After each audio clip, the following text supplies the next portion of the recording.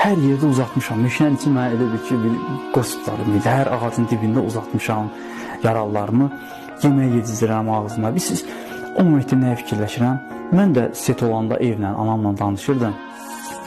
Mənim 25-26 yaşım olsa da, mən həkim olsam da, zabit olsam da, görürsən ki, anamın gözündə hər kəs bir körpə uşaq kimidir də. Neçə yaşın olur olsun. Fikirləşirdim ki, indi bu anaları bunları bu halda görsəydi, necə könlü yanardı da. Belə bir ki, bir ana qayğısı ilə deyim, bir ata qayğısı, bir qardaş qayğısı ilə öz doğmam kimi yanaşırdım ki, tək həkimlikdən getmir söhbət orada. Onu susuzlayıb, haradasa su tapıb gətirirdik, yemək verirdik, üstünü örtürdük ki, isinsin də. Və tez-tez soğuşda təxliyə edim olacaq, narahat olun. O gecə onlar orada qaldılar. Hava qaralırdı artıq. Ta səhər başı açılandan gecəyə qədər 80-ə yaxın yaralı vardı orada.